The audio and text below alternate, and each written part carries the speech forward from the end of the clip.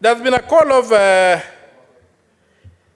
other things. I hear I don't know if the cabinet has been dissolved or stuff like that. That is like putting balm on a wound. What we demand, and what I personally think is ready to happen, is that the entire Kenya Kwanza administration, led by Mr. Ruto, must vacate power.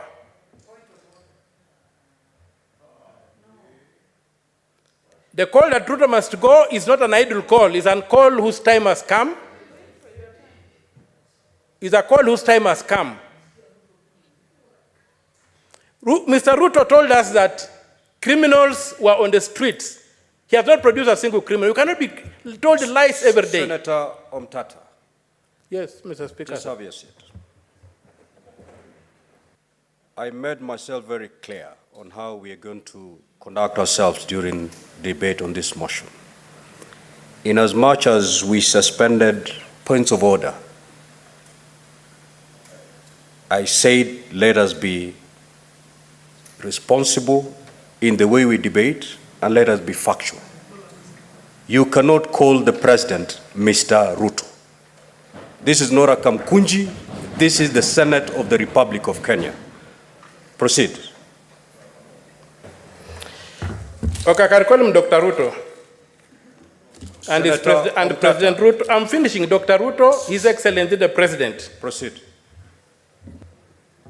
But he never ceased being a minister, so all those titles apply to him, if my English is correct. So I'm demanding that President Ruto vacates office as the only honorable thing to do. He's unable to balance our budget. It has collapsed.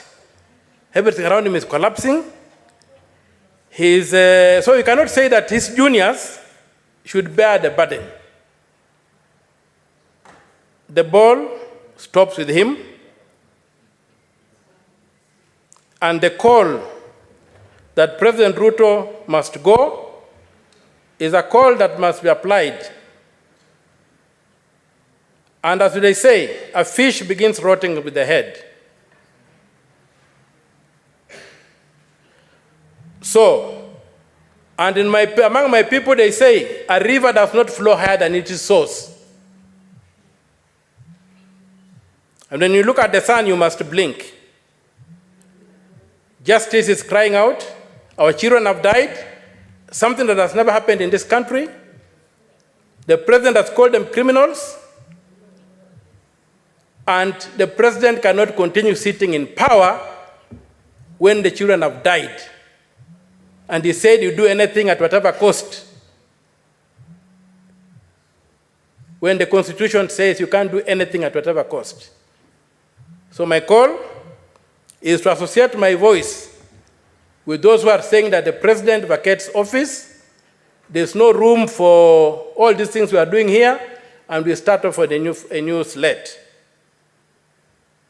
Mr. Speaker, sir,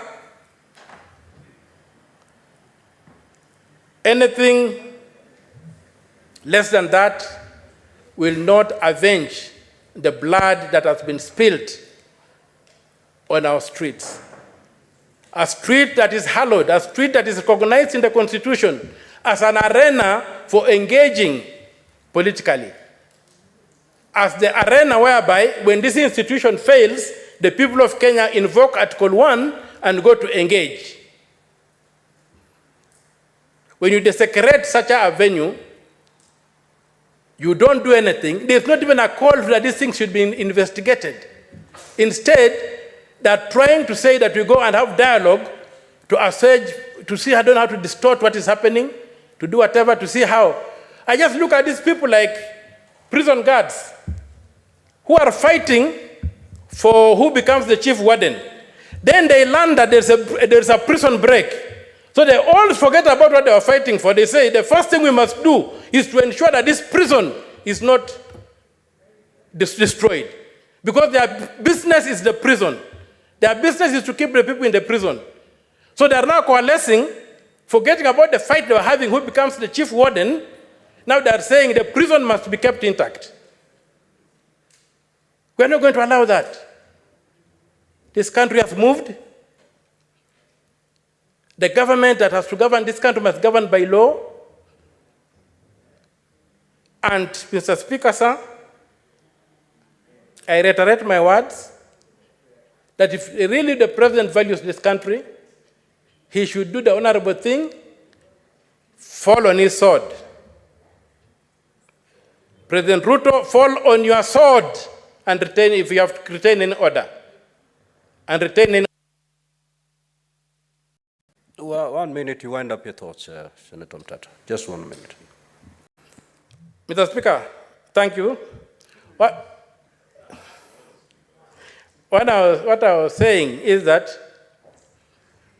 like in the old days of the Roman soldiers, when they felt that they had brought dishonor to the country, and they were even, the dishonor was so bad that they could not even let another person kill them, they fell on their swords and died. That's the only way they regained their honor. And the only way Ruto can regain in honor is for him to fall on his sword and let the Kenya Kwanza administration die, so that Kenya can have a new beginning. With those few remarks, Mr. Speaker, sir, I thank you. At that juncture, we will defer that motion and proceed to the next order. Clerk, kindly call the next order. Order number 9, motion, approval of sittings of the Senate to be held in Busia County.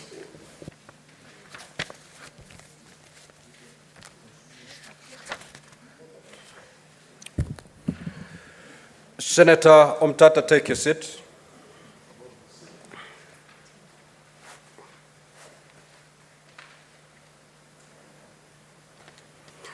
Now, honorable senators, we had concluded debate on this particular motion.